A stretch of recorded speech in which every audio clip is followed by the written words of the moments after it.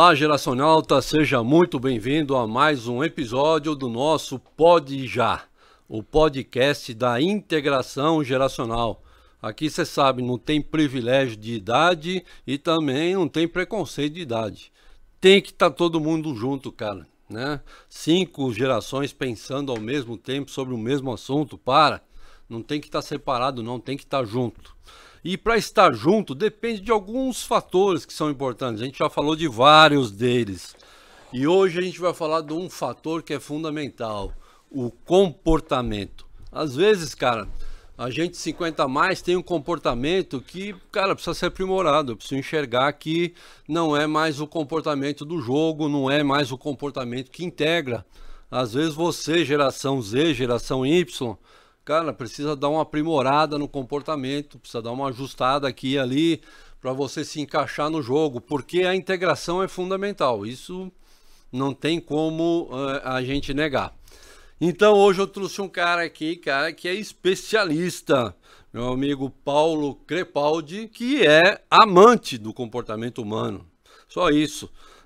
Gosta também muito de tecnologia, de futuro, mas bom, facilmente pode complementar tudo isso com uma cerveja IPA.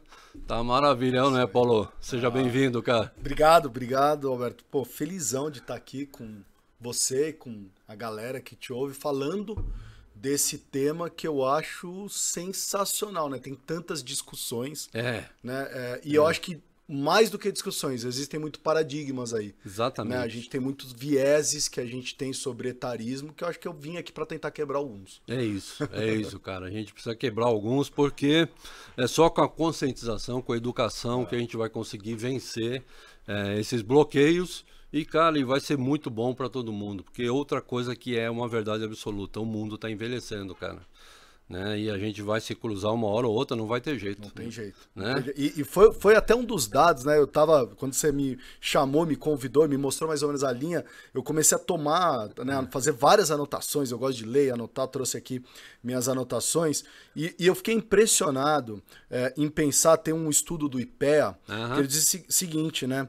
Que 40,3% dos brasileiros serão daqui a 90 anos mais velhos e que os menores de 15 anos não passarão de 9% da população. Né? Então, às vezes você tá falando assim, pô, mas daqui a 90 anos nem sei se eu tô vivo. Não interessa, o que importa é a pirâmide tá mudando, né? Se você pega outro dado, 14,7% da população já tem mais de 60 anos, né? Então, assim, nós estamos falando disso hoje. Então, a gente tem que aprender a conviver não só com as gerações mais velhas, mas as mais velhas com as gerações mais novas. E eu acho que tem um amigo meu, Marcos Marçula, que ele fala o seguinte: por que só eu, né? E quando ele fala eu, ele tá falando da geração com mais idade, fala, por que só eu preciso compreender os mais jovens? Por que os mais jovens não precisam me compreender também? Isso eu acho que é verdade. É um caminho de mão dupla, né? É isso, cara, é isso. Cada uma das partes precisa fazer o seu papel para isso, né?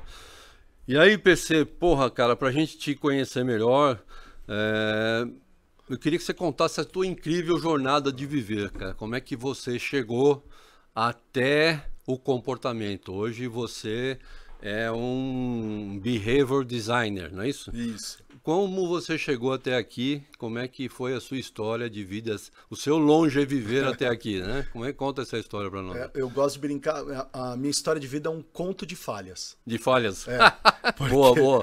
Eu sou médico veterinário de formação, então a loucura começa aí. Caralho. Porra, veterinário, o que você está fazendo aqui? Mas eu acho que também foi por ser veterinário que me trouxe um diferencial dentro da área que eu atuo hoje, que envolve muito entender essa parte científica que é a indústria farmacêutica e a indústria do agronegócio. Certo. Então isso me trouxe um diferencial para dentro dessa indústria. Né? Mas assim, basicamente é super complicado, já que a gente está falando aqui de gerações, você escolher o que você quer ser com 17 anos de idade se eu nem sei quem eu sou. Cara, que desafio, né, velho? Que loucura. Então, né? assim, eu acho que o conto de falhas começa aí. Eu ter que decidir a minha carreira de vida, o que eu quero fazer pra minha vida, né? Aos 17 anos de idade, eu acho que eu tinha tudo pra ser de TI, tá, Beto? Assim, eu sempre gostei. Caralho, Sempre TI, gostei. veterinário Eu e sempre comportamento. gostei, mas eu acho que faltou um pouquinho de maturidade, talvez de ter alguém ao meu redor que me mostrasse que esse caminho era um caminho interessante. Para mim, TI na época era muito a questão do suporte ao cliente. Então, pô, você é o que for ficar instalando hardware, placa-mãe, instalando CD-ROM, né? Que a gente instalava CD-ROM na época, né? E eu vou ser esse cara, né? Ficar mexendo em DOS. Então, tinha muito essa visão. Não tinha essa visão holística que a gente tem hoje da área de TI, né? Que não é só o suporte ao usuário final. Não, primeiro, cara, quantos anos você tem? Peraí, deixa eu... 41. Caralho, Eu sou de 81, então eu falo, ó, então você tá 81, eu falo internet com sotaque. Com sotaque, né? Porque eu nasci não existia. Não existia, né? É verdade. O meu Google pesava, chamava Barça. Cara, a internet surgiu, PC, você lembra disso, para fazer coisas mais rápidas que tomavam o tempo das pessoas para que elas pudessem fazer coisas mais inteligentes. Hoje é outra história, cara. A internet hoje é estratégia, a internet hoje é abertura de porta, é um mercado, né? Então, se você tivesse o conhecimento da internet de hoje, provavelmente você estaria em TI, né, cara? Que tem tudo a ver, né? Essa questão do... Então foi essa loucura, cara. E aí eu me vi um momento que era assim, eu tô aqui, tô perdidaço. Formado, né? já? Formado, perdidaço. Chegou a atuar como veterinário? 6 meses. 6 meses? Pra sentir que não era aquilo mesmo. Caraca. E aí portas começaram a aparecer na minha vida, graças a conexões que meu pai tinha, conexões que amigos tinham, e eu nunca tive medo de abrir portas. Isso, assim, pra mim sempre foi uma coisa, não sei, foi minha, assim, não tenha medo de abrir porta. Até hoje eu sou assim, né? A minha esposa fica maluca, mas você teria coragem? Teria. Você largaria? Largaria. Né? Até é meu instinto. Legal. Né, de abrir portas. Então eu fui abrindo portas e as portas foram me direcionando a esse lado de que, cara, você é bom com pessoas. Você tem um tino que você consegue, você é muito observador. Você consegue interpretar as situações, você consegue ler e você consegue, na verdade, transformar aquilo que é extremamente abstrato em algo concreto. Né? E aí eu fui entendendo isso e comecei a me especializar e comecei a conhecer pessoas que me levaram a isso. Talvez a veterinária tenha sido a grande chama disso, porque o que você pode compreender do animal, se não o comportamento dele, né? Porque ele não fala. Ele não exatamente, fala, né? É uma linguagem totalmente corporal, vamos colocar assim, né? O não verbal, que a gente gosta de chamar. Então, assim, eu acho que tem muito disso. Né? E aí eu faço uma análise atrás, realmente eu era um bicho estranho dentro dos meus colegas de universidade, né? Porque eu era aquele cara que gostava de apresentar em frente da sala. Entendi. Então, eu já gostava. Então, hoje todo mundo sabe que eu adoro, né, dar workshop, dar aula, fazer palestra.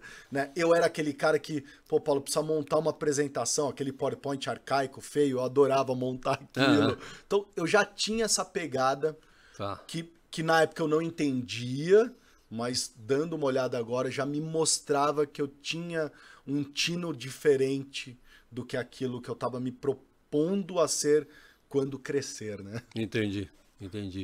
E o comportamento, quando é que surgiu na tua vida? A análise comportamental? Enfim. Surgiu em 2 momentos, né? Primeiro, a primeira porta que eu abri foi a porta da psicologia comportamental. Eu tive a grande oportunidade de conhecer o criador de uma metodologia que é extremamente utilizada por todas as organizações do mundo, que chama liderança situacional. Sim. Eu conheci o criador dessa metodologia. Ele me convidou para ir até a empresa dele, nos Estados Unidos, me ensinou, aprendi, virei consultor, comecei a ministrar. Então você imagina aí com 24 anos, eu sentado em sala com gestores, né, 20 anos de experiência, 15 anos de experiência dentro da indústria, ensinando eles a serem líderes, serem gestores situacionais. E isso foi me abrir uma porta. Eu preciso começar a entender melhor de comportamento humano, porque liderança é totalmente ligada à psicologia comportamental. Sim. Né? Motivar, engajar, tudo isso é comportamento. Dentro disso, eu conheci uma outra pessoa que tinha uma metodologia nos Estados Unidos de um professor de Harvard que olhava aí as emoções. a neurociência, né? Os estudos do cérebro humano já estavam um pouco mais avançados, né? A gente já conseguia escanear, né, o cérebro humano, a gente já tinha ferramentas para entender melhor o cérebro humano. Tava começando. E aí fui convidado para participar dessa consultoria. Que é os Altman. Que era os Altman. E essa consultoria eu fui convidado, a gente abriu uma filial dele aqui no Brasil. Caralho, que show. Essa filial foi muito bem. A gente conseguiu pegar grandes contas. A gente tinha, assim, 5, 6 meses. Meu sócio era muito bem relacionado. O meu outro sócio era um cara inteligente. Eu devo muito a ele tudo que eu aprendi. A gente começou a pegar grandes contas nacionais. Tá? Então a gente começou a trabalhar com planejamento para grandes agências de publicidades, grandes empresas brasileiras. Então, trabalhando para Itaú, para Vivo, para Mitsubishi. Cara, a gente começou a pegar um know-how até eu cair na indústria farmacêutica um dia. Tá, que show. E aí virou a chave. Te engoliu. Aí virou a chave. Aí eu entendi que meu comportamento era o meu business, ser humano era o meu business. E aí eu comecei a me aprofundar, comecei a fazer... Aí você começa a estudar, né? Então, uma especialização daqui, vai fazer um treinamento daqui, um workshop, vai para fora. Comecei muito para fora para estudar com gente que trazia metodologias inovadoras, que tentava buscar entender o comportamento humano. Fui fazendo isso, me aprimorando. E aí eu falei assim, como que eu posso chamar isso? Porque as pessoas perguntavam, era super difícil. Paulo, o que você é? Né? O veterinário. Né? Porra. E aí eu comecei a procurar alguma coisa, comecei a estudar o behaviorismo de Stanford. E eu falei, na verdade eu sou um designer de comportamento. Eu ajudo as pessoas a entenderem comportamento, a olhar para o público-alvo delas. E aí surgiu o Behavior Design. Você que cunhou o termo. Eu cunhei, o termo já existia, tá na internet, já se usava na internet, mas ninguém usava isso como um cargo, né? E eu falei, eu vou usar como um cargo. Show. Né? Se alguém me perguntar, eu sou um Behavior Design. Primeiro porque eu achava que despertava interesse, porque toda pessoa que eu falo, calma. Não, né? Me explica. E aí tem um outro, né? Um amigo meu me ensinou, um grande publicitário amigo meu, o Robson, ele me ensinou o seguinte: tudo que você faz na vida, você tem que pensar no churrascão de domingo em família. Ele falou assim, se você conseguir conquistar a atenção num churrasco de família do domingo, que é aquela bagunça, todo mundo falando, todo mundo disputando atenção, se o que você falar parar esse churrasco para todo mundo olhar para você, ponto positivo para ti. Né? E aí ele até brinca, ele fala assim, tem até um cara que num churrascão de domingo de família falou o seguinte, que perguntaram, o que você faz da vida? Aí ele falou assim, é coisa simples. Eu sou artista, eu pinto o céu de colorido. Aí todo mundo, calma. Peraí, velho. Pinto o céu de colorido? Aí ele parou o churrasco da família de domingo. Como assim? Ele falou assim, eu tenho uma empresa de fogos de artifícios. Então assim, se ele falasse fogos de artifício, ninguém ia parar pra ouvir. Tá bom, legal. Boa, tá bom, vai. Beleza, valeu. falou. Então isso muda o comportamento de todo mundo pra chamar a atenção. E aí foi por isso que eu cheguei com o Behavior Design. Caralho, que show isso. Agora, PC, define o que é comportamento, que fazem uma confusão, cara, misturam comportamento com personalidade, e aí vira um paradigma que ninguém consegue mudar, que você não muda as pessoas, e dessa mistura toda, o que é o comportamento? E dá para mudar comportamento? Dá para mudar o comportamento, sim. O que você não consegue mudar talvez são os valores que aquela pessoa criou, porque isso está intrínseco. Mas o comportamento sim, né? Porque o comportamento está envolvido com outro quesito que você estava falando no começo, que é a mentalidade. Que é a galera chama de mindset. Hoje, né? Vamos deixar mais bonito, mindset. Bacana. Que já é interligado. Isso você consegue moldar. Porque o comportamento é moldável, né? Porque o comportamento se espelha em boas práticas, né? O comportamento se espelha naquilo que você aprendeu. Então, por que eu ajo desse jeito? Porque eu vi alguém fazendo isso, juntei com os meus valores e as minhas éticas e normas, e eu ajo e repito e reflito aquele comportamento que eu aprendi. Então, o comportamento sempre vem de experiência passada com que você aprendeu para você agir daquele jeito. Então, o comportamento você consegue moldar, porque eu consigo te mostrar que existem outras maneiras maneiras que existem. Eu gosto de brincar de lentes, né? Existem outras lentes que é como seu cérebro funciona. Seu cérebro enxerga o mundo através de lentes. Certo. Né? Então cada um tem a sua lente, que é como eu enxergo e forma a minha mentalidade, forma o meu comportamento, e aí vem as emoções, né? Que a emoção, o que é? Uma reação automática ao mundo. Né? Por que eu tô me comportando daquele jeito? Porque eu tenho uma reação automática ao mundo. Né? Então se alguém conta uma piada, você não consegue segurar, você dá risada. Certo. Se alguém conta um fato triste, você não consegue segurar, você chora. Isso é a reação automática ao mundo. Essa reação automática ao mundo forma como você enxerga e essa é só lente do mundo. Agora, PC, esse automático que às vezes a gente fala, é um automático que está sob controle, né? Quer dizer, não é um automático que eu não consigo, é algo que decorre de alguns processos que são feitos em milissegundos. Sim, o Paul Ekman fala 0,25 milissegundos, né? Então, assim, é o tempo que você forma uma resposta emocional. Exatamente. Né? Então é muito rápido, né? E assim, o que aí depois vem os outros, né? Então você pega Goleman, etc, que começa a falar de inteligência emocional, né? etc, que aí eles vêm falando assim, tá bom, já que é uma reação automática, você precisa aprender a gerenciá-la, porque você não vai conseguir pará-la. Entendi. Mas você precisa ter a sua autoconsciência de que aquilo será disparado e como que eu faço para gerenciar, para talvez eu não ficar com raiva do Alberto aqui no podcast. Entendi. Como uma pergunta que ele faça. Entendi. Entendeu? Entendi. Então é isso que acontece. Beleza. Então é possível mudar de comportamento. É possível mudar de comportamento. Né? Porque quando eu faço essa opção, eu não estou necessariamente mexendo com a minha essência. Eu não vou ter que vender minha alma. Não. Eu não vou ter que mudar. Por isso que toma tempo. Por isso que toma tempo. Né? Por isso que a gente fala de... Aí vem hábitos. Por isso que a gente fala, cara, você tem que ir criando o hábito, porque senão você não muda o comportamento. Você sempre vai voltar. Porque o teu cérebro, ele é uma máquina extremamente inteligente, e o teu cérebro ele fala o seguinte, cara, eu vou no automático aqui. Por quê? Porque o automático gasta menos energia. Lógico. Então eu vou nas respostas mais rápidas, nos atalhos. Né? Então, assim, sempre que você não cria um hábito, sempre que você está tentando mudar o comportamento, o teu cérebro vai falar assim, não, vamos voltar pro atalho até eu criar esse novo atalho. Né? Então eu gosto de pensar assim, pô, imagina lá no quintal da tua casa, tá a grama alta, aí você vem com o cortador de grama e faz um caminho. Teu cérebro criou aquele caminho. Então, se você não...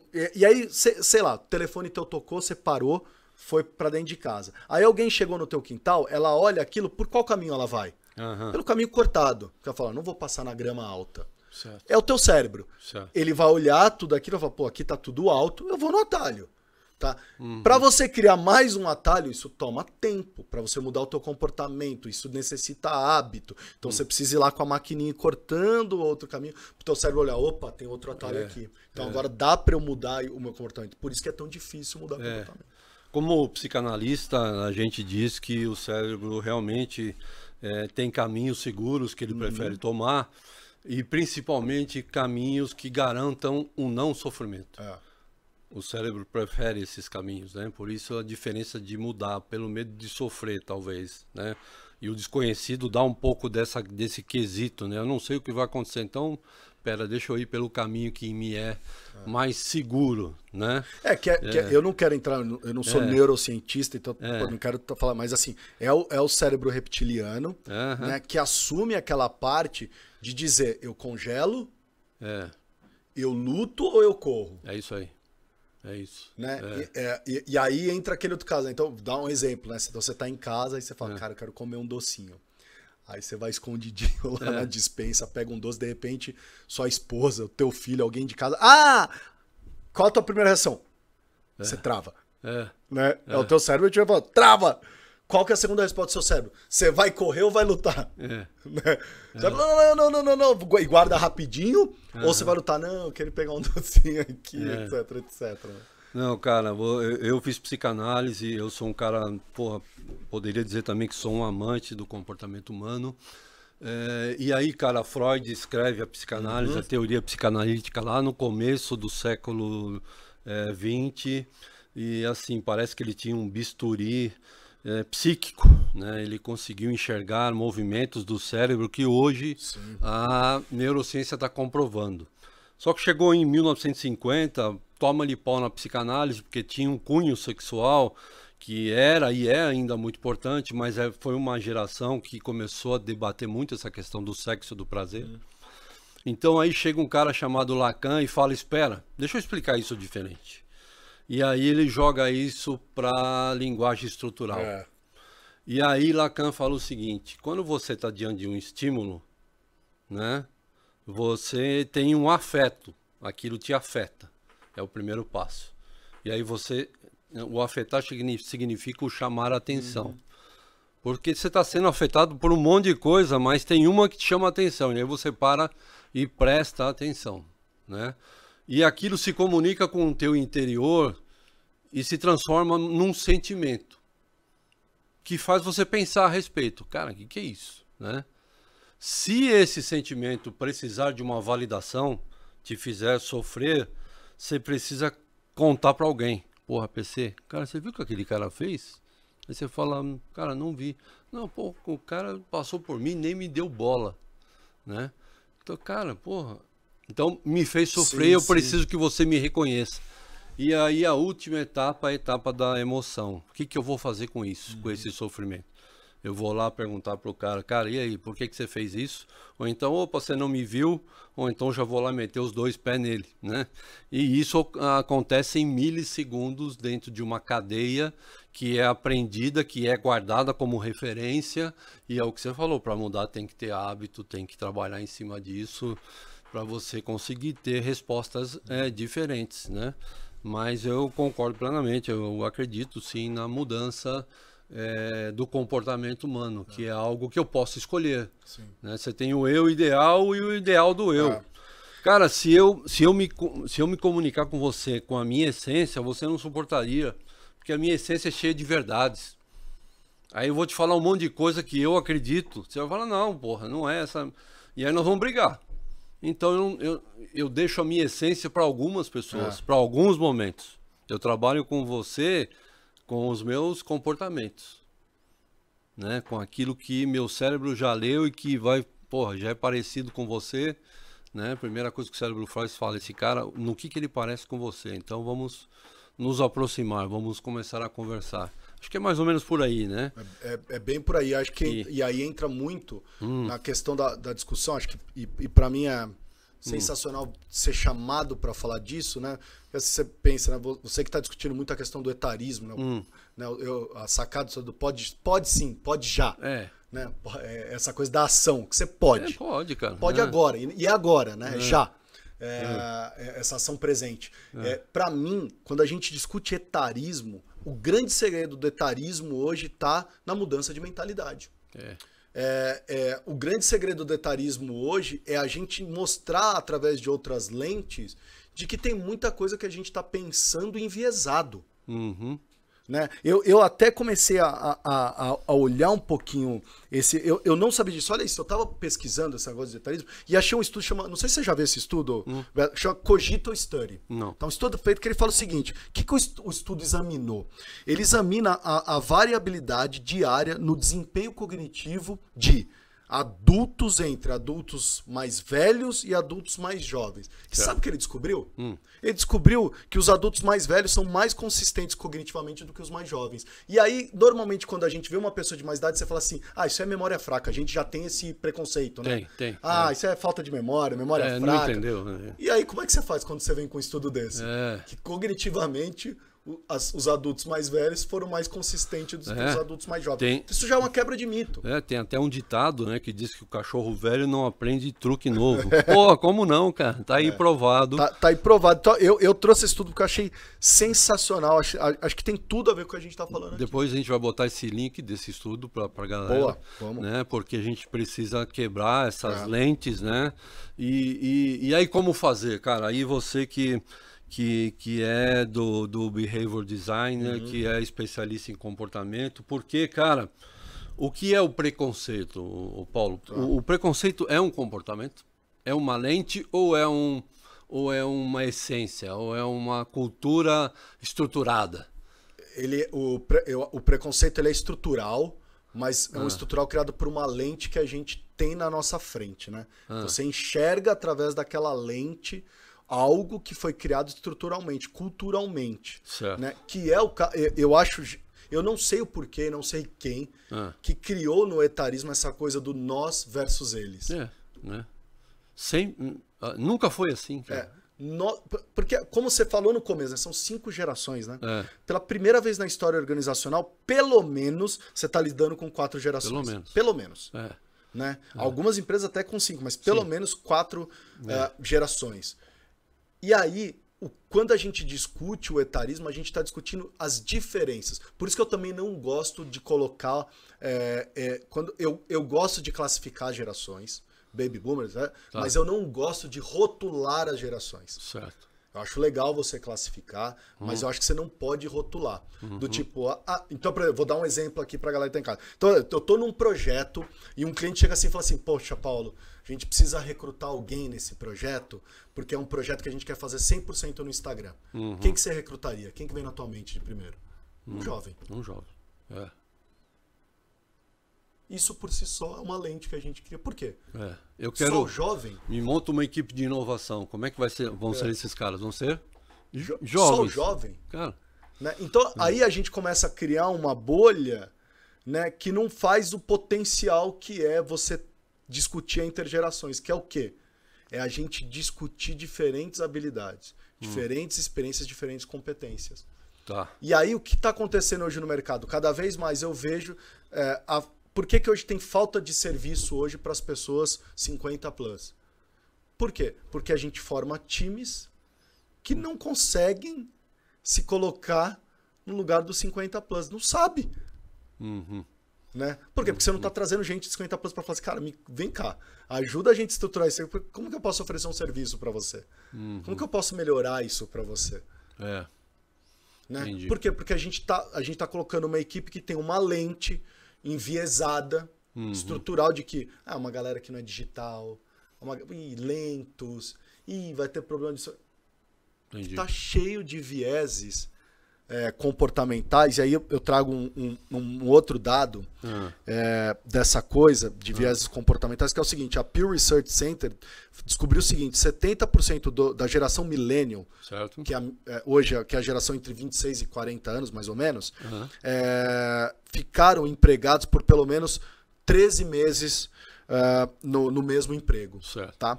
Aí você fala assim, pô, essa geração fica pouco, né, no mesmo emprego, né? Aí você vai comprar com a geração X. Tá? Que você fala assim, pô, a geração antiga não, vestia camisa, né? Cara, a geração X, 69% da geração X ficava o mesmo período naquela idade que ela tinha da geração millennial hoje. Ou seja, olha os mitos sendo quebrados aqui. Não, mas a geração antiga vestia camisa, a nova não veste. Ué, a gente ficava igual. Geração X e millennial. Naquela idade. Então, assim, tem diversos mitos de que a gente criou através dessas lentes no etarismo que precisam ser quebrados. E aí, cara, eu vou te fazer uma provocação, porque assim, no episódio passado veio o Flávio Maneira, que é nosso amigo, que está na parte da neurociência. Isso. Né? E tenho eu que estou na parte da mente como um produto do cérebro, da psique humana, do funcionamento da mente, etc. e tal. Que acreditamos que o ser humano, que o preconceito é uma capacidade cerebral. O ser humano é preconceituoso no sentido de que eu tenho informações dentro de mim e um negócio tão poderoso aqui dentro que quando eu olho para alguma coisa, eu comparo essa coisa com tudo que eu já sei, tudo que eu tenho dentro de mim, e eu tenho um preconceito estabelecido.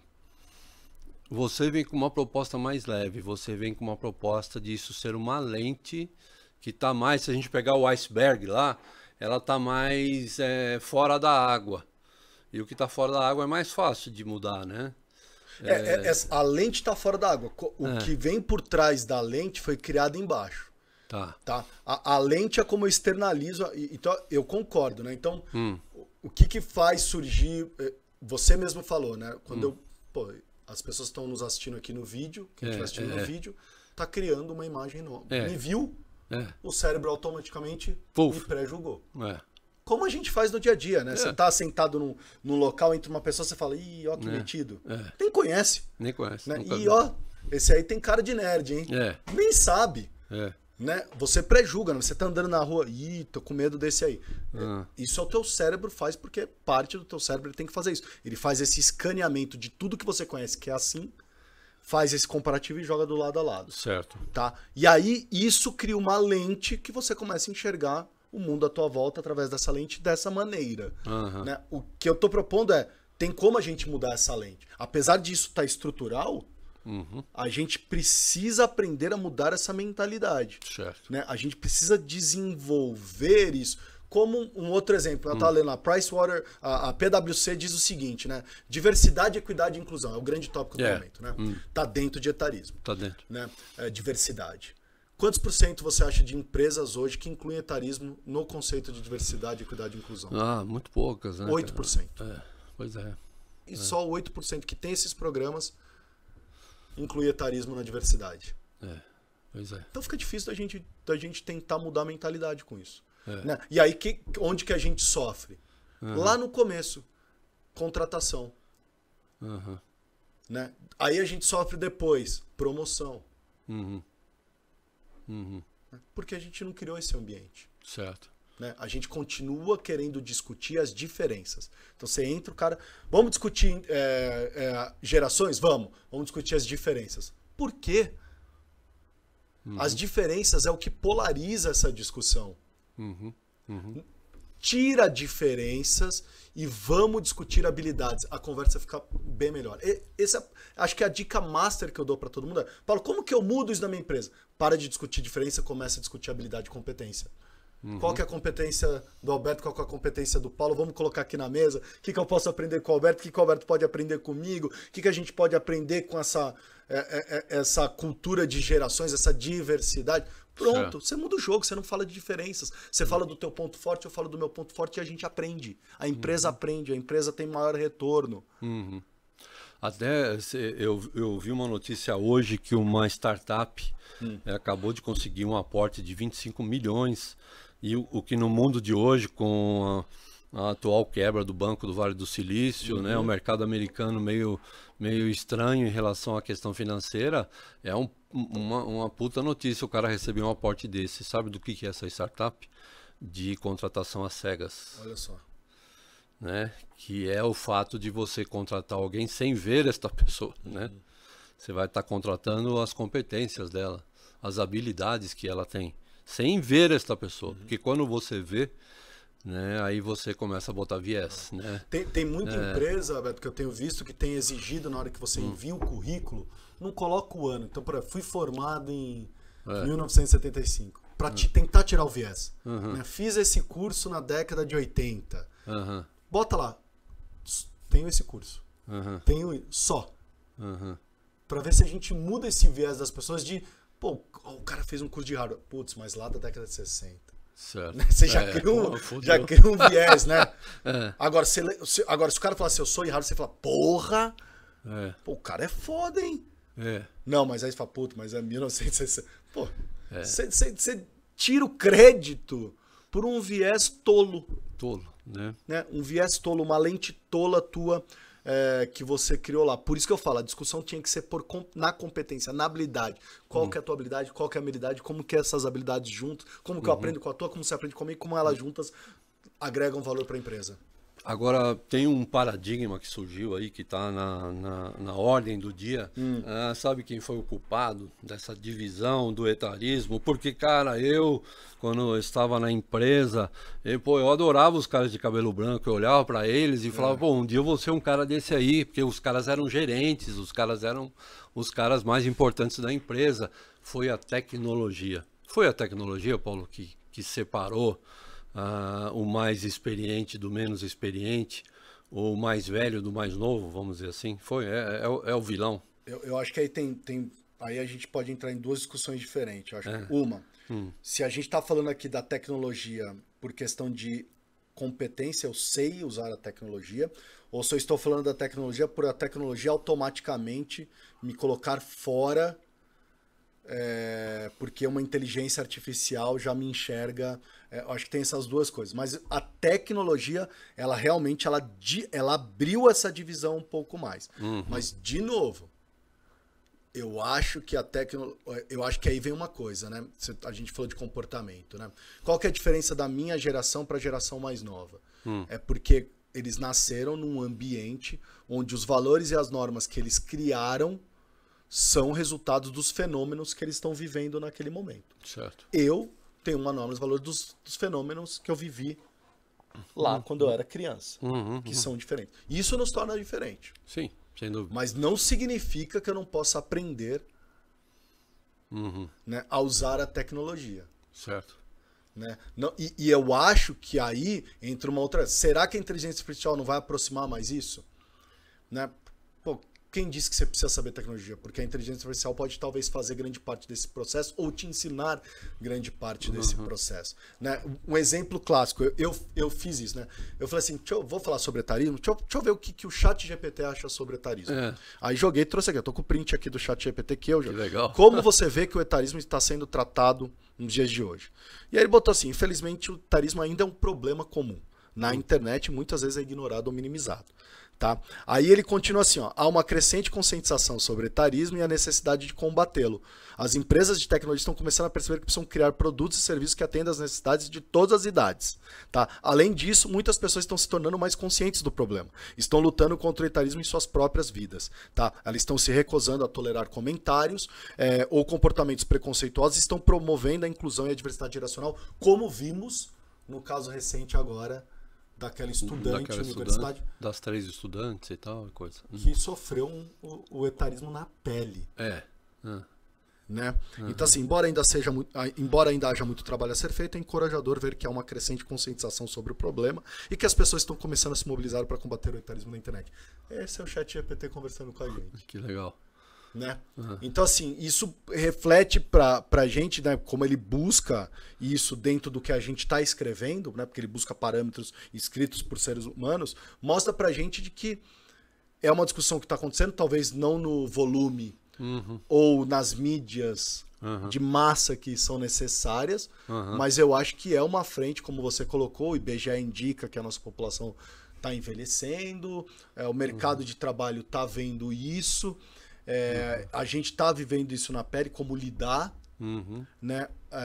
Não só isso, a cidade de São Paulo precisa aprender, a gente está em São Paulo, estou falando da cidade de São Paulo, a cidade de São Paulo precisa aprender, mas será que a cidade está preparada, né, para uma população mais velha? Não. Né? Será que os meios de transporte estão preparados para uma população mais velha? Né?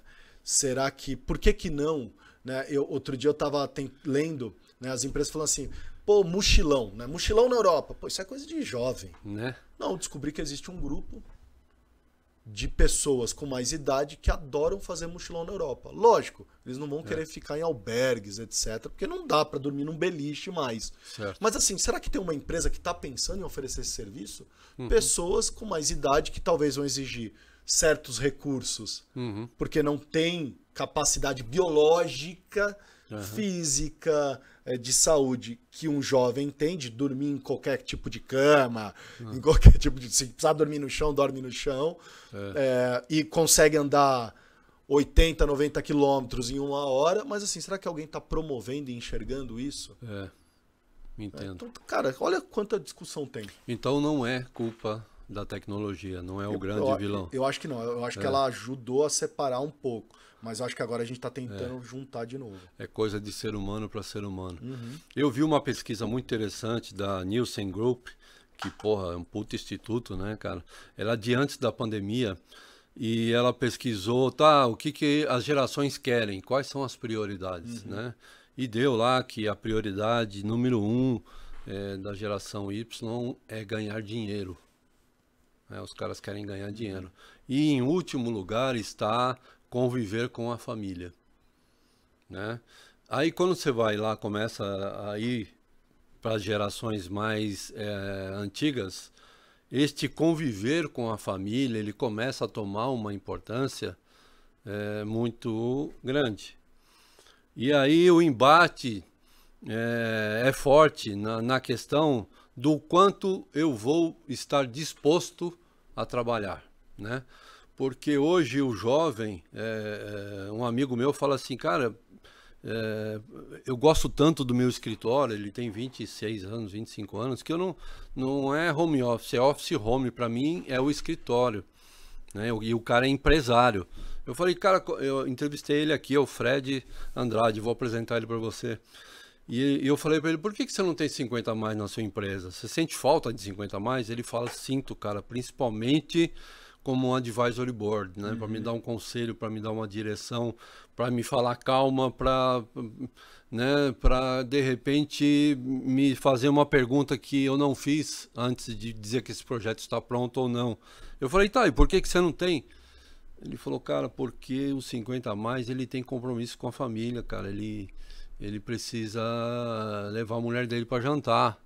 Ele precisa visitar a mãe, ele precisa... Esse cara tá mais compromissado com a família. E, cara, e nós não. Então, eu achei isso muito, muito interessante, né? Muito pertinente, né? E aí eu vi um estudo da KPMG, um estudo recente, pós-pandemia, que aí essa questão do ganhar dinheiro, aí começou a ficar mais próximos nas gerações, né? Aumentou muito para a geração Y, que a geração Y talvez fale, bom, deixa eu ganhar dinheiro logo antes que acabe esse negócio aqui. E caras da geração X que estavam empreendendo quebraram com a pandemia e agora estão preocupados com o dinheiro. Né? Então isso levantou o medidor, né? Para a importância de ganhar dinheiro em todas as gerações. Talvez isso seja um benefício incalculado, né, daqueles que acontecem e foi obra do acaso e acabe aproximando as gerações. Mas tem uma questão que é referente à prioridade em relação ao que eu quero para mim, o que é mais importante para mim. Como é que você vê essa pesquisa da Nielsen? Na sua visão, o jovem, ele quer dinheiro mesmo, ele está querendo, como é que você vê isso?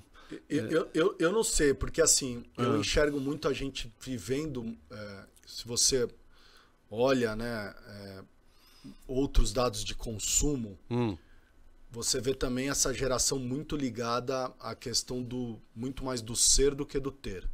Né? Então, eu não quero ter carro, prefiro andar de Uber.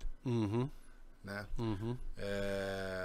Eu não quero ter um imóvel, prefiro alugar, eu prefiro ir no Airbnb, etc, etc. Eu não quero, eu não quero contratar alguém para cozinhar, eu prefiro pedir no iFood. Então, assim, eu acho que a gente tem muito isso, nessa questão do minimalismo também, né, que surgiu muito forte. Então, eu acho que essa questão do dinheiro está muito mais ligada com um outro fator. Que eu acho que é o fator da gente estar vivendo uma era de incertezas. Entendi. E para mim essa era de incerteza, por isso que ela se torna igual para qualquer geração. Começou aqui a parar, né? Porque quando você entra numa era de incertezas, que é o que a gente vive hoje, a grande preocupação é o teu sustento, né? Independente se você tem família ou não tem família. Né? E aí você começa a ver, né? Então, muita gente hoje... É difícil hoje você chegar pro cara e falar assim, viu, você só trabalha em um lugar? É difícil. Todo mundo tem um side project, um projeto lateral. Não, eu trabalho aqui, mas eu tenho um podcast. Não, eu trabalho aqui, mas eu criei um blog. Não, eu trabalho aqui, mas eu gosto de viagem e fotografo para ver. Todo mundo que hoje em dia que você conversa, o cara sempre tem... Não pode ser a renda principal dele, mas... Todo mundo tem. Por quê? Porque sentiu a necessidade disso. No mundo de incertezas, cara, eu preciso ter um plano B. Né? Eu preciso ter um backup. Então eu acho que a questão do dinheiro, do ligar para o dinheiro, está muito mais envolvido nisso. Para a gente estar vivendo num mundo de incertezas. Tá? E aí esse mundo de incertezas vai culminar com uma coisa que está todo mundo falando, que a gente vai viver a era do ocioso. Né? Então a inteligência artificial vai chegar num ponto que grande parte do que a gente faz hoje será feito por máquinas e a gente vai ter um tempo maior para resolver coisas de seres humanos. Certo. Né? E que aí é criar relação de longo prazo, coisas que são difíceis, que a gente quer fugir. Né? Que é relacionamento, ter um relacionamento melhor com o meu cliente, estudar melhor, etc. Que são coisas de seres humanos. E aí a gente vai ter um tempo mais ocioso. E aí com esse tempo ocioso, como é que vai ficar a questão do ganho mensal? Porque a empresa vai falar, peraí, 50% do que você fazia, você não está fazendo. Então eu vou te pagar 100% do que eu te pagava antes. Vai vir esse questionamento também. Então, eu acho que tudo isso, essas incertezas que a gente está vivendo, tá culminando também para a gente estar falando assim, cara, eu importo com grana. Mas aí, vou pegar outro dado aqui, tá? Um dado da Associação Paulista de Hospitais sobre a saúde do brasileiro. Quando você olha assim, onde que o brasileiro quer gastar quando a gente determina a saúde? O brasileiro, antes de pensar na sua saúde, pensa em gastar com seus familiares. Entendi. Então, em vez de falar assim, pô, vou gastar com a minha própria saúde, vou lá ir para uma academia, sei lá. Fazer um check-up, não sei. Ele prefere lá e falar assim, o que minha família quer? Quer ir no cinema? Bora. Quer curtir uma viagenzinha num sábado? Quer descer pra praia?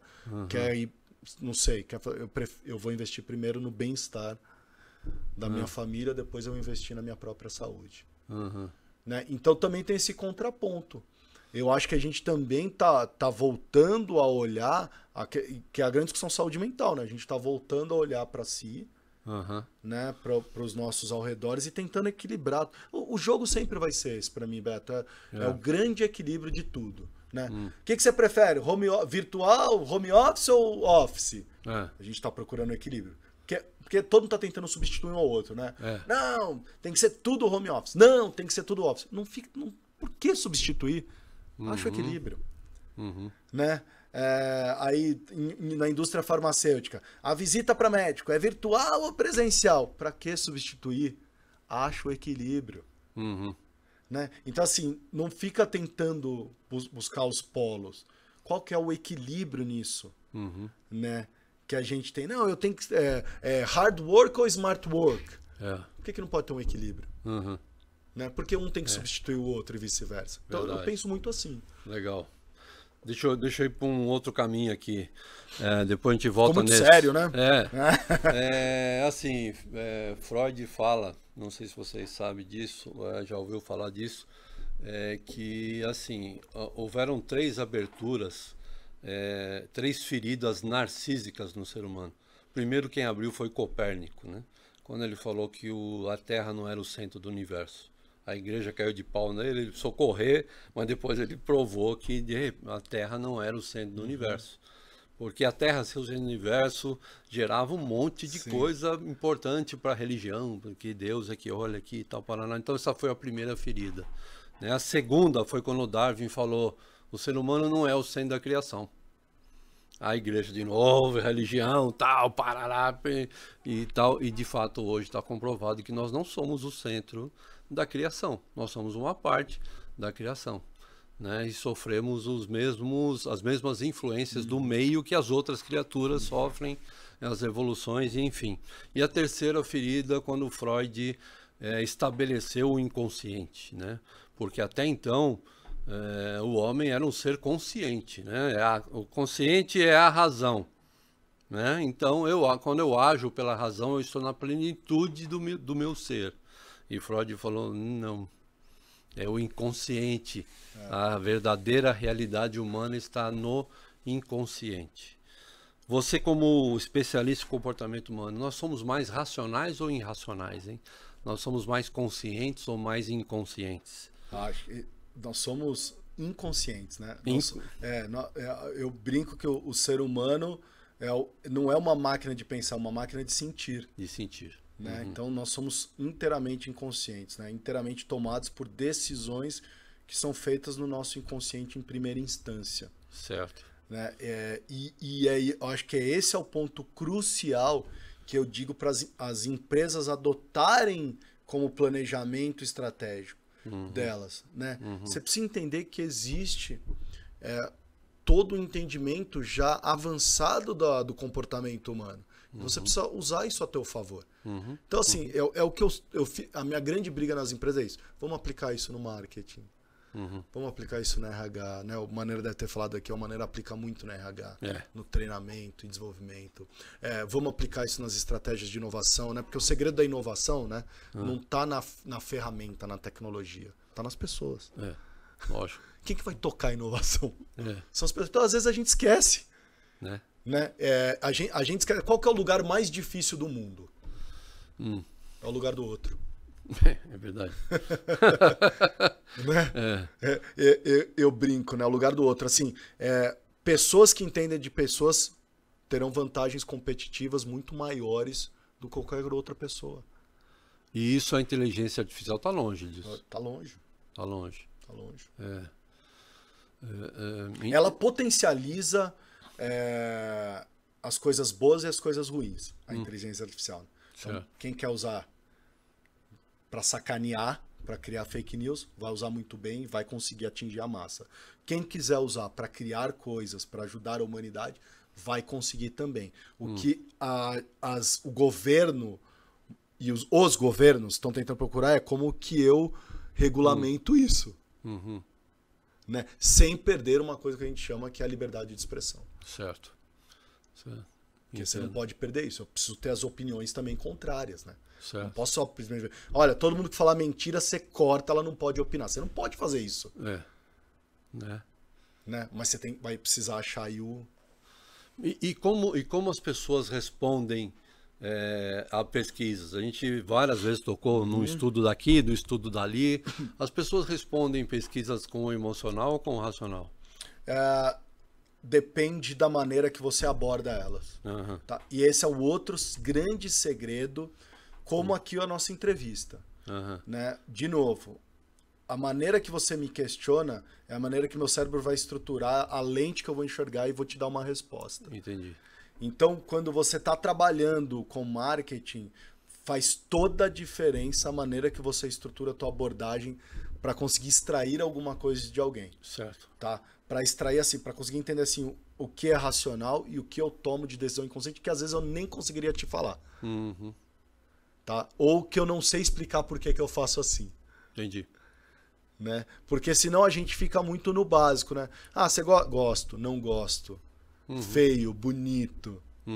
Né? Mas peraí, tem que ter um motivo isso, tem que ter uma razão por que você entende assim, por que você enxerga desse jeito, certo. Por que você olha dessa maneira, por que você estrutura teu raciocínio assim. Esse é o grande segredo. E aí a gente volta, né? Vamos pegar as bases do que a gente conhece do comportamento humano.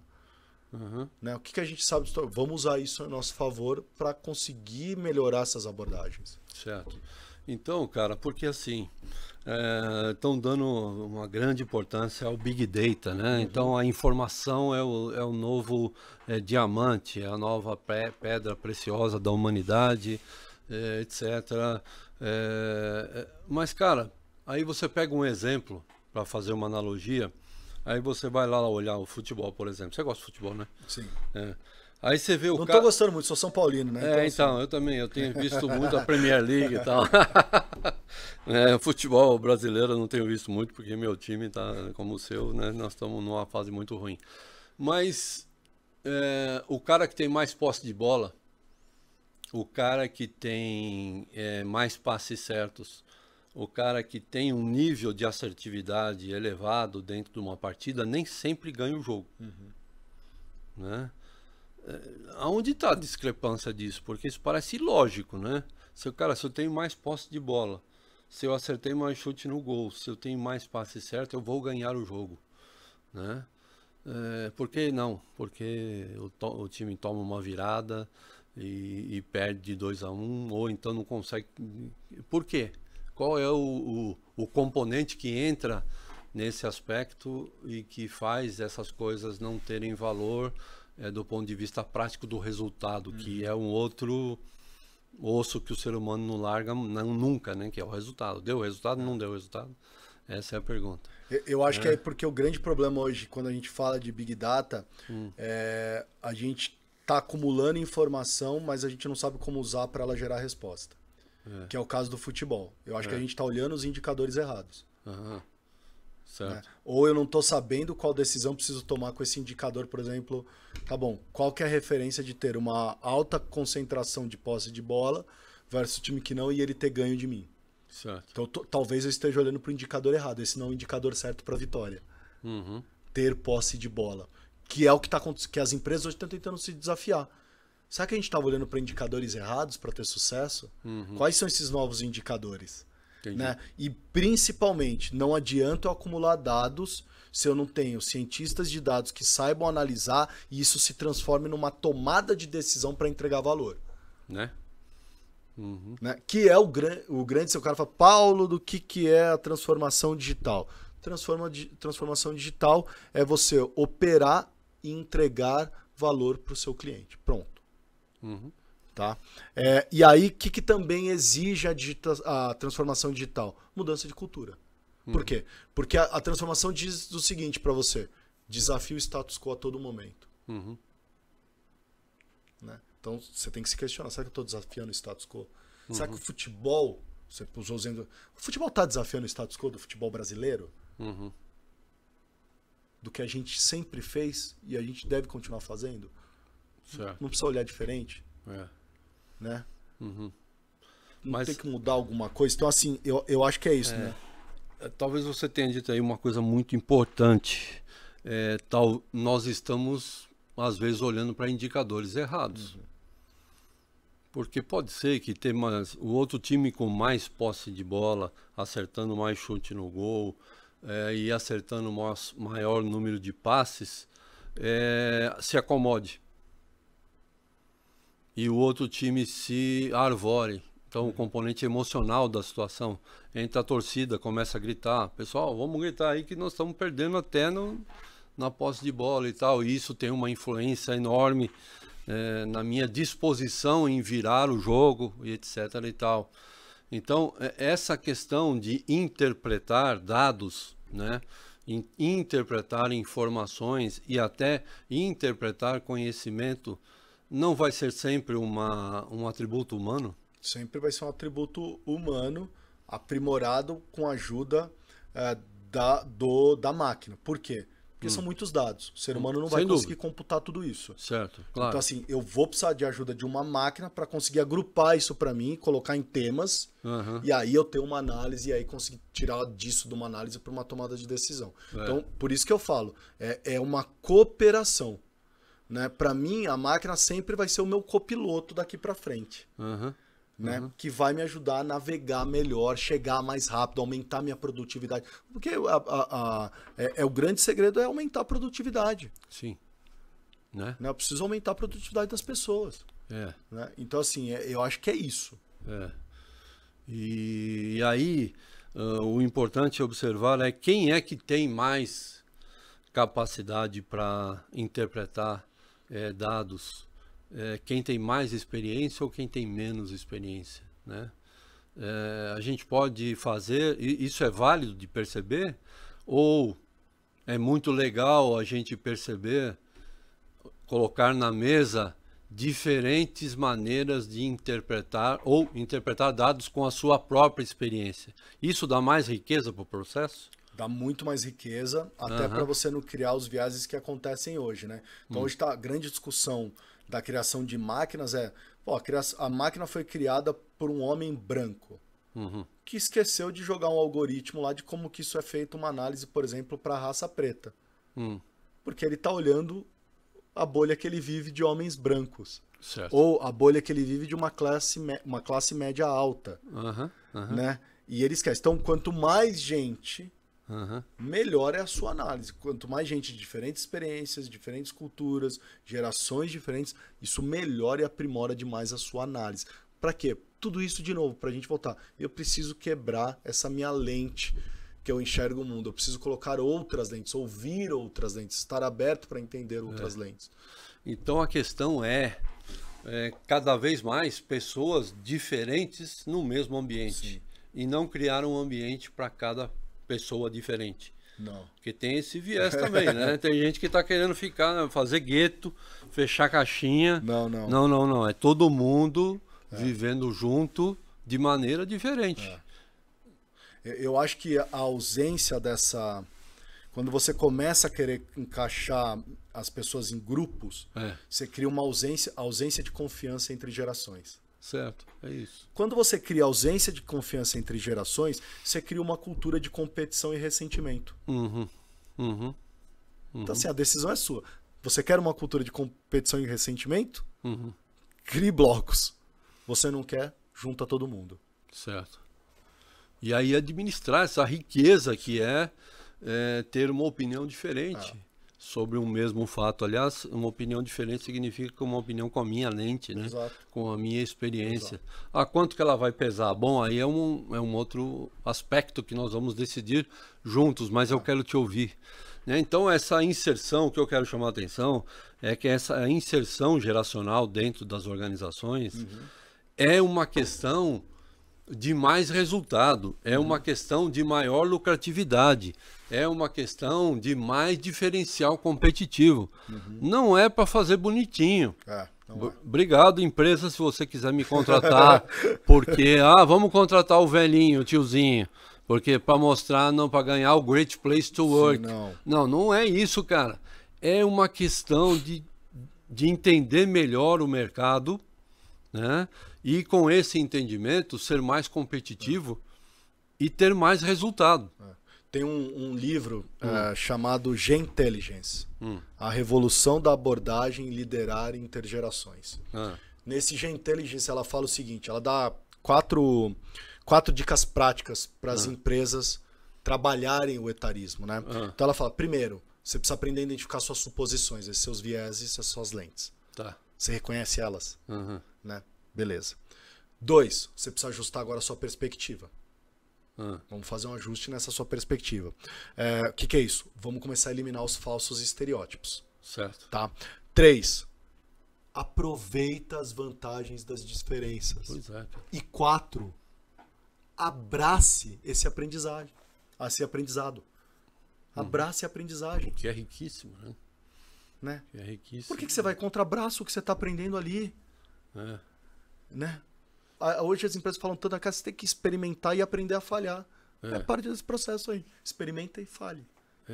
É verdade. Eu estou completamente adepto a essa questão. E agora misturando as duas coisas, a questão do comportamento da tecnologia, quando a gente resume comportamento humano em mindset, né? Ficar uma palavra bonita. O que é então um mindset digital? O que é um comportamento digital? O que é isso? O mindset digital é a maneira como eu abordo o mundo através das ferramentas digitais. Tá? Então, eu vou dar um exemplo para não ficar tão complexo, assim, abstrato para o pessoal que tá nos ouvindo. Então, por exemplo, tem uma coisa que a gente brinca muito no mindset digital, né? Criar o mindset digital, que é o estar presente digitalmente. Né? Então, muita gente fala assim, como eu estou distante, como que eu faço para estar presente? Se a gente está fisicamente distante. Certo. Existem várias maneiras de estar presente quando está fisicamente distante. Então, mandar status por mensagem de WhatsApp, né? Mandar o que está acontecendo por e-mail. Se você usa um Project Manager, deixar lá o que você está fazendo passo a passo. Isso é uma mentalidade digital. Né? Outra coisa da mentalidade digital, aprender que quando você está conversando com um chatbot do banco ou da tua operadora de TV a cabo, lembrar que ela não é um ser humano, não adianta xingar, não adianta escrever com raiva, porque para ela é indiferente isso. Né? Muito pelo contrário, você vai atrapalhar ela mais ainda. E isso é outra coisa da mentalidade digital, a gente aprender a desenvolver uma mentalidade de trabalhar com essas ferramentas, né? Essas estruturas digitais que a gente vive hoje, né? Por exemplo, um outro case também que a gente pode pôr eu aprender qual que é o tempo do Alberto. Então, por exemplo, se eu determino que minha empresa hoje ela é flex, você pode trabalhar no horário que você quiser, ou eu determino você pode entrar das 8 às 10, eu como gestor preciso aprender então que o Alberto vai usufruir desse direito. Tá. Então, se eu tenho alguma coisa séria para falar com o Alberto, e eu mando lá para o Alberto, pelo amor de Deus, a gente precisa resolver isso às 8 horas da manhã. Eu tenho que lembrar que a empresa deu essa flexibilidade para o Alberto, ele entrar às 8 ou entrar às 10. Pode ser que o Alberto tenha se comprometido com uma coisa. Todo dia às 8 da manhã ele vai levar o filho dele para a escola. E a resposta que ele vai me dar, porque ele vai estar dirigindo, levando o filho, entregando na escola, pode ser não a melhor resposta para mim, porque ele vai escrever algo corrido, vai se atrapalhar, vai mandar mensagem, vai tentar pedir... Resumindo o máximo. Ou seja, a produtividade e a eficiência do Alberto naquele momento não vai ser a melhor. Isso é uma outra coisa da mentalidade digital. Eu reconhecer de que a gente está trabalhando estruturalmente diferente. Então pode ser que a ferramenta digital seja o grande agregador das gerações, né? Porque, Eu espero que sim. né? Porque se nós todos usarmos as ferramentas digitais, como ela é isenta de viés, ela acaba que dando a oportunidade das pessoas enxergarem só o conteúdo, só entre aspas, né? Mas o conteúdo mais livre de viés, né? Mais livres de lentes próprias e assim por diante, né? Isso precisa ser programado, precisa ser conscientizado. Com o etarismo vai ser assim também? Vai ser Eu uma acho que a gente está caminhando para isso. Por isso que estão existindo os grupos de diversidade, para criarem e mostrarem para as pessoas que a gente precisa mudar um pouquinho a maneira que a gente pensa, que a gente estrutura, que a gente fala. Certo. Né, como a gente enxerga, porque a gente precisa aprender isso também. Porque como a gente falou lá no começo, isso está estrutural. Há anos eu estou agindo desse jeito. Eu aprendi a agir dessa maneira. Então agora eu preciso desconstruir esse atalho que eu criei para construir um novo atalho. Então eu acho que por isso que às vezes as pessoas falam, pô, mas precisa ficar criando regra para tudo. Acho que a regra está muito mais... Não é para ser uma auditoria, mas muito mais para mostrar para a gente que, pô, cara, vai aqui por esse atalho. Pratica um pouquinho aqui. Para você sentir como a coisa roda e funciona diferente. Tá. E por que não tem mais gurus, né? Esses caras, depois deles não vieram outros, né? Não vieram outros caras que são grandes, ou vieram caras diferentes, que são influenciadores mais do que criadores de gestão, de metodologias, de... É porque eu acho que antes o guru era mais difícil de você encontrar. Então você conhecia um. Hoje eu acho que você tem diversos tipos de gurus, né? Porque como hoje o conteúdo está democratizado, né? Então qualquer um pode ir lá, abrir o celular, gravar um vídeo e passar uma mensagem, talvez essa coisa de guru tenha disseminado demais e todo mundo tenha se autodenominado gurus. Então fica difícil a gente falar assim, esse é, esse não é. Entendi. Tá? Mas eu acho que existem gurus, existem... Então você pega aí Brené Brown, né? Que, cara, eu acho que ela traz um conceito de vulnerabilidade espetacular. Sem então dúvida. eu considero ela um grande guru, né? Então você tem aí o Adam agora, né? Todo mundo discute ele no mundo organizacional, né? Certo. Também para mim é um grande guru. Então acho que existem sim gurus hoje. O problema é que isso democratizou e o acesso a eles está mais fácil também. Certo. Então talvez a gente não esteja dando tanto valor como a gente deveria, como antigamente, que para chegar até um guru era um pouco mais complicado. Né? Então talvez a gente não esteja dando tanto valor a eles assim. E não necessariamente isso é ruim. Não. Né? É um jeito de ser mais democrático, mais mindset digital. Né? Se eu quero saber alguma coisa de um guru, eu entro na internet, eu começo a seguir esse cara, né? Eu vejo o que ele falou em Harvard, eu vejo o que ele falou na Singularity, eu vejo etc e tal. E o que a tecnologia fez com os ambientes organizacionais? Porque você... eu vi lá no TEDx que você falou lá em Campo Grande que o teu primeiro tablet foi um papel amasso, né? Então você que transitou pelos dois mundos, o que você vê de diferença no ambiente das organizações pós-digital? O que mudou? Mudou drasticamente a maneira que a gente interage. Que esse é o principal, né? Como que eu interajo com meus colegas, meus pares, o gestor com seus liderados diretos. Acho que essa foi a primeira grande mudança dentro do ambiente organizacional. Aí a segunda grande mudança... E você para essa mudança faz assim ou faz assim? De evoluir a relação? Não, eu acho que não evoluiu porque a gente não soube usar direito. Tá, então não acho que evoluiu. Então, para evolução eu faço assim. Tá. Um outro caso eu acho que entrou é a comunicação. Cara, piorou demais. Piorou? Eu acho que piorou, porque exigiu da gente aprender a se comunicar melhor. E o que eu tenho visto é que as pessoas estão sentindo dificuldade em se comunicar melhor. Então, o que eu vejo é falta de clareza, falta de objetividade e falta da pessoa criar aquilo de uma maneira concisa. né? Que é o que está exigindo o ambiente, né? Então, assim, eu acho que esse é um outro ponto, né? A comunicação escancarou. Estão mostrando pra gente que a gente tinha. Eu assumo, eu também, era uma falha minha. Que eu acho que era uma falha de todos nós.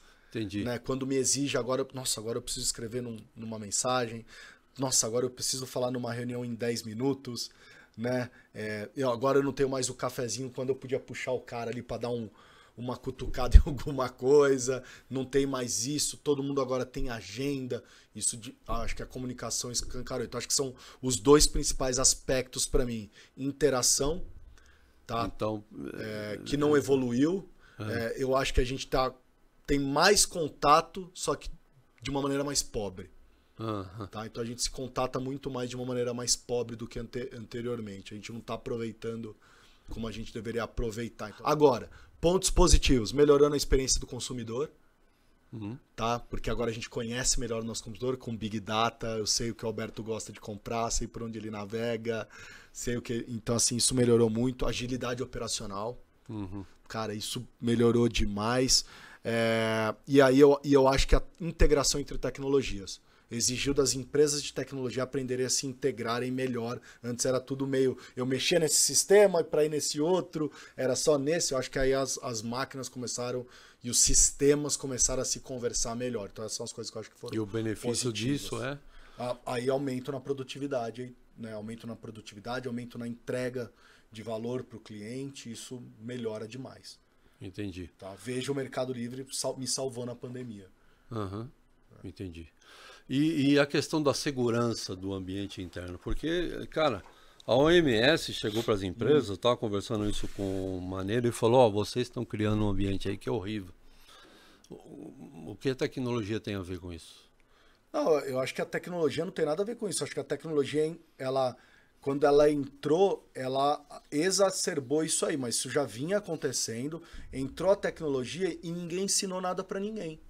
É engraçado que a tecnologia entra pra gente sem a gente ter um aprendizado. Né? E na organização parece que é igual. Né? Então, agora você vai ter que usar o Teams. Alguém teve uma aula com a Microsoft sobre como usar o Teams? Não. Se vira aí, negão. Entendi. Né? Então, cara, se vira. Agora eu vou ter que aprender a usar o WhatsApp para me comunicar com a minha equipe, porque a maioria das pessoas gosta de comunicar com a equipe, cria um grupinho da equipe e se comunica. Alguém ensinou para você a melhor maneira de escrever mensagem de WhatsApp? Não. Se vira. Né? Agora eu vou ter que aprender a usar uma ferramenta para processos. Ninguém te ensina. Né? Então, eu acho que e aí isso te estressa. Porque você erra, falha, não faz certo. Aí você odeia a ferramenta. Essa ferramenta é muito ruim. Não vou usar, né? Então aí as empresas falam, mas a gente tentou usar, ninguém quis usar essa ferramenta. Houve uma contracultura. As pessoas falaram que a ferramenta piorou, porque você estressou. E aí você junta o estresse que a gente veio da pandemia, né? Então, cara, você vendo familiar falecendo, doente, preocupado, você preocupado com a tua saúde, com a saúde das pessoas à tua volta, pessoas perdendo emprego porque o business estava fechando na pandemia. E aí a tecnologia que você não sabia usar direito, e eu acho que tudo isso foi juntando. Esse novelo de lã cresceu demais, boom, burnout. Né? Então eu não culpo a tecnologia, mas que a tecnologia ela tem um papel aí de ter estressado também as pessoas, porque ninguém ensinou a gente a usá-las. Né? Alguém já ensinou você a usar o Instagram? Você aprendeu ali. Uma coisa que você gosta de dizer, e eu sempre vejo nos teus materiais, é a questão da humanização das marcas e dos produtos, porque eles são feitos para pessoas. Quanto mais elas conseguirem conversar de igual para igual com essas pessoas, é melhor. É isso? Estou certo ou não? Tá certíssimo, né? Eu sempre gosto de enxergar esse lado, né? Por trás de uma marca tem uma pessoa que usa esse serviço ou compra esse produto. Né? Então não é sobre a marca. É sobre essa pessoa que compra ou usa o teu serviço. Então a humanização da marca passa por isso. Da tua marca refletir os valores dessa pessoa que usa ou compra o teu serviço. Né? Refletir o comportamento daquelas pessoas que compram ou usam o seu serviço. Então, por isso que eu brigo tanto para esse lado humano da marca. Porque a marca, um produto, ele é intangível. Né? Ele é frio demais. Só que o problema é que essa marca, esse produto, está lidando com quem? Uma pessoa do outro lado. E a maneira de você interagir com pessoa é através de pessoas. A marca não sabe interagir. Então, por isso que eu digo, você precisa humanizar a tua marca. Né? A pessoa precisa enxergar a tua marca, espelhar a tua marca e enxergar ali, contém os valores, contém aquilo que eu estou buscando naquele momento. Então, isso é o humanizar as marcas. Né? A gente estava falando há pouco sobre a falta da presença dos 50 a mais dentro das organizações, né? E aí quando a gente vai fazer aí um overview sobre o mercado, a gente pega que os caras de 50 a mais são os caras mais poderosos do mercado. O potencial de compra está na mão desses caras. E esses caras têm reclamado de produtos que não os representam. A coisa bate, quer dizer, a falta de 50 a mais na empresa dificulta essa empresa de criar marcas humanizadas que conversam com 50 a mais consumidor? Sem dúvida, a falta de diversidade geracional no office prejudica a ponta. Prejudica a ponta. Prejudica a ponta, porque, de novo, a gente volta, né? Então são pessoas com vieses criando produto enviesados. Né? Ao invés de ter pessoas que possam falar, cara, não é bem assim. Né? Enxerga também por esse outro lado. Enxerga da maneira que eu enxergo. Né? Porque por mais que a gente tente, não, mas eu conheço, pô, eu vejo minha mãe, mas, cara, eu não sei direito como que ela tá pensando. Né? Eu sei, eu fui observar lá, eu vi que... Não, tem que ter gente lá dentro. De novo, a gente volta a desafiar o status quo. Né? Para criar um produto que caiba, que entre de encontro com aquela geração. Né? Já existem estudos e mais estudos, e grandes empresas dizem isso. Né?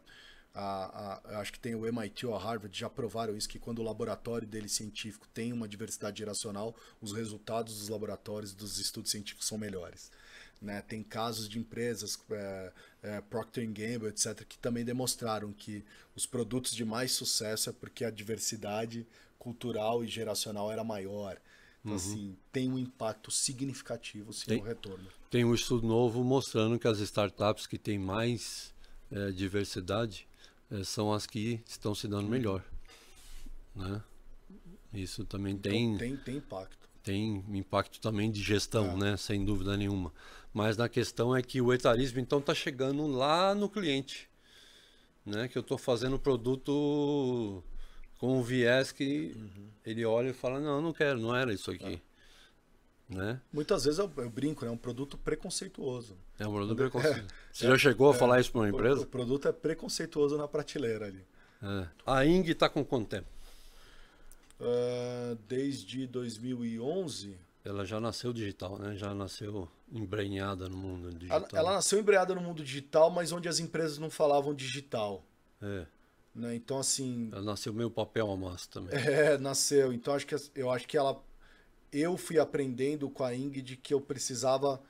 Eu fui me preocupando um pouquinho com essas incertezas, de que eu precisava entregar algo a mais para o meu cliente, algo mais de valor, que todo mundo já estava entregando aquilo. Né? Pô, o cara já... Tá todo mundo já meio que indo nesse caminho. Como que eu posso agregar algo mais de valor? E aí eu comecei a enxergar de que eu tinha que trazer um quê para mostrar para as pessoas que a transformação digital era algo que viria, porque eu já acreditava na transformação digital. Entendi. Eu já acreditava que as pessoas tinham que olhar para isso. Né? Eu já acreditava que o mercado iria mudar, que o consumidor ia ter poder dentro da indústria que eu atuo, que é a farmacêutica, que antes não acreditava no poder do consumidor. Né? O poder estava 100% na mão da indústria, das operadoras e do profissional de saúde. Né? E a digitalização botou esse poder também na mão do consumidor. Né? Quando você cria um smartwatch que diz que você está com uma fibrilação atrial. Né? E aí você sim corre para ir no cardiologista. Você falou que não gosta de classificar, né? Z, milênio. Eu não gosto de rotular. Eu Rotular, gosto da classificação, mas não gosto de rotular. Mas eles têm comportamentos específicos? Não, eu acho que tem normas e valores específicos. Você poderia distinguir pra gente aí? Eu acho que assim, eu nasci. A gente tá falando um exemplo, né? Eu nasci e não tinha internet. Certo. Né? Então isso me ensinou normas e valores de pesquisar. Se eu quisesse assistir um videoclipe de música, eu tinha que ficar sentado no sofá o dia inteiro esperando a música passar. Então isso me ensinou um pouquinho que eu preciso esperar para as coisas acontecerem. Então não dá para ocupar agora uma geração que fala assim, mas eu quero que isso aconteça rápido. Por quê? Porque quando ela nasceu, tudo é a base de um clique, do toque do dedo. Uhum. Então como que eu vou culpá-la dela querer as coisas de maneira mais ágil? Uhum. Não dá, porque normas e valores dela, ela nasceu nesse ambiente. Né? Então acho que essas coisas são as coisas que diferenciam a gente. Né? Uhum. De que uma geração pode ensinar para outra, de que ela pode me ensinar que agilidade é um processo importante, e eu posso ensinar ela também de que cuidado, porque também isso pode te tornar uma pessoa ansiosa. Uhum. Né? E a gente precisa também aprender a esperar. Então acho que esses são os pontos que pode. Mas dizer que uma é mais digital, uma menos digital, acho que isso muito mais da competência técnica, da vontade de você querer aprender ou não. De precisar ou não. De precisar ou não do que qualquer outra coisa. Dá pra gente reparar ações e mentalidades clássicas, né? De uma geração mais recente, então, de uma geração que enxerga a internet de maneira diferente da gente, né? Para nós a internet ainda são portais. Uhum. Para uma geração mais nova a internet é parte do processo da vida. Uhum. Para nós, tô falando eu, né? Tô falando para nós, não, tô falando eu, Paulo. Para mim, relacionamento é isso aqui. Para eles, relacionamento, se eu tô no Discord, eu tô me relacionando. Se eu tô num chat, eu tô me relacionando. Para eles isso é relação. Então, essa mudança de conceitos, se eu tô num game, jogando, falando e conversando com alguém, eu tô me relacionando com aquela pessoa. Para mim, e provavelmente se eu conversar com as pessoas, eu vou falar, lógico que não. Isso jamais é relacionar. Precisa sair mais para se relacionar. Você precisa encontrar o cara para se relacionar. Então, acho que isso é o que muda. Entendi. Né? Quando a Ing começou lá em 2011, você sempre o teu foco de contato dentro da empresa foi o gerente de produto, né? O marketing, é o teu cliente principal. O principal é o marketing e a força de vendas. E força de vendas, tá. De 2011 para cá, esses caras mudaram muito em termos de perfil, em termos de quem eles são, em termos de comportamento, como é que se enxerga? Ou eles ou eu mudei. Né? Então, eu acho que tem uma coisa, eu era o novo na época, lá atrás, né? Eles tinham mais idade do que eu e agora inverteu. Eu tenho mais idade do que o pessoal que está lá. Né? Então, eu acho que teve isso, teve uma oxigenação dentro dessas categorias, marketing e força de vendas. E também eu acho que agora eles me exigem um pouco diferente. Então, o que eu falava antigamente, então, vamos usar uma ferramenta nova para a geração mais velha, mas será que precisa usar uma ferramenta nova? Essa não, essa já fala, o que você tem de novo? Ela quer ver algo novo. Né? Ela quer que você use, que você pense em algo novo, né? Para mudar a maneira dos processos como se enxergavam antigamente. Então, acho que ambas me desafiavam de maneiras diferentes. Isso que eu queria perguntar. O que te desafiou mais ou o que te desafia mais? Era mais difícil daqueles caras mais cascudões te aceitar do que o gerente de produto hoje de 22 anos te ver como um quarentão que vem me dizer o que ele... Eu acho que tem 2 pontos que eu me preocupo. Tá? Antigamente... tinha muita questão da aceitação. Preciso fazer com ele me aceite. Que ele confie no que eu estou dizendo é porque eu tenho conhecimento sobre isso. Então, acho que esse era o ponto lá atrás. Hoje eu não sinto a necessidade de mostrar que eu tenho conhecimento para isso. Mas eu preciso mostrar que eu consigo me adaptar às novas realidades. Então, acho que essa é a diferença. Entendi. Um é mostrar adaptabilidade e o outro era mostrar que eu tenho conhecimento para estar nesse projeto. A questão está dentro de você, né? Não está se ele é novo, se ele é velho, se ele... E aí, pegando aquele caso do churrasco, que eu achei interessantíssimo, chamar a atenção É uma coisa que o Zaltman sempre falou muito, né?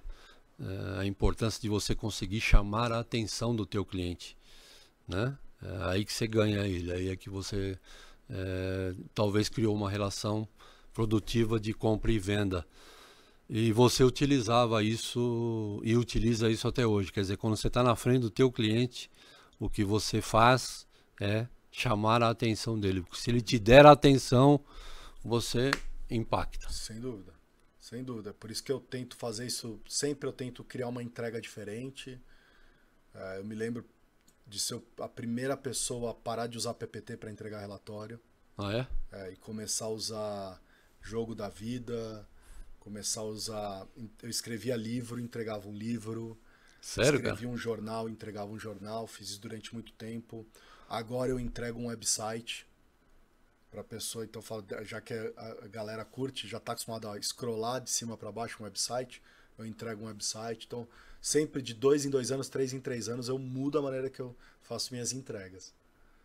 Porque eu tento me adaptar a um novo conceito de conquistar a atenção. Porque se não adianta nada eu ficar lá 40 minutos falando para ele de resultado, você não está prestando atenção em mim. Porque aí meu trabalho vai mal, o que ele vai executar vai mal e a culpa cai em cima de mim. Poxa, o trabalho do Paulo até que foi legal, o processo, mas não me gerou nada. Então eu me preocupo nisso, cara. Esse cara precisa prestar atenção em mim para fazer uma boa execução. Então, geracional, dica fantástica aqui que o PC está dando para nós aqui no fechamento do nosso podcast de hoje. Se fosse o Jô Soares, a galera estaria falando, né? Era meu sonho, era ir pro Jô Soares. Eu também. Essa, cara. Para você interagir bem com as outras gerações, você precisa ser capaz de chamar a atenção desta geração. É isso, PC? Aí. Você precisa adequar a tua comunicação ao perfil de quem está recebendo essa informação. E aí, para chamar a atenção, qual que é o segredo? Qual que é o passo 1, 2 e 3? Passo 1, conhecer as necessidades do outro lado. Do outro lado. Eu preciso. Passo 2, qual é a maneira que ela gosta? Qual é o formato de comunicação que ela gosta? É curto, em formato Twitter? Né? É na vertical, em formato celular? É no horizonte? Como que ela gosta de receber isso, né? É em imagem, não é imagem? Acho que esse é o segundo ponto. E terceiro ponto, que eu acho que aí é fundamental, clareza. Né? Eu acho clareza, né? Eu sempre brinco, né? Começa na conclusão e termina depois nos dados. Porque assim, vai direto ao ponto. Porque não tenta fazer as pessoas chegarem com você na conclusão. Que era uma estratégia antiga, né? Que era uma estratégia. Faz ao contrário. Mostra para ela qual que é a conclusão e se ela quiser se aprofundar, aí você mostra como é que você chegou lá. Mas dá para ela o que ela quer, porque ela tá lá com uma resposta que é: como é que você resolveu o meu caso? Já entrega já. Eu resolvi assim. Como é que você chegou nisso? Assado. Pergunta final. Envelhecer no Brasil, sendo empresário, na tua situação, Paulo Crepaldi, é uma bênção ou é uma maldição? Não, para mim tem sido uma bênção. Esses rituais da vida, né? Então, os primeiros está num ritual de graduação, onde está todo mundo feliz, descobrindo o mundo. Depois o ritual do primeiro trabalho, da conquista da grana, de você ter capacidade de adquirir coisas. E aí você entra em outros rituais de vida, né? Então entra no ritual de conhecer um parceiro ou uma parceira, entra no ritual de querer ter filhos ou não querer ter filhos. E agora eu estou percebendo que eu entro num novo ritual de que pessoas próximas a mim ou os pais dessas pessoas próximas a mim começam a chegar na fase final de vida. Então eu começo a dar valor à vida. Porque eu começo a enxergar de que, cara, olha a importância da vida. Né? Olha a importância de você curtir todos os momentos, de eu abrir todas as portas, do Beto me convidar e eu super topar, apesar de não é o tema que eu domino, né, etarismo, mas por que não ir lá aprender, errar, aprender, aceitar o meu erro. Então eu acho que eu estou nesse momento de vida. Então para mim é uma bênção. O etarismo tem te atingido em algum momento? Você percebe isso? Eu vou te ser bem sincero, eu não senti na pele ainda. Não sei se eu não percebi, Ou não deu atenção, né? não dei atenção, mas eu não senti isso na pele ainda.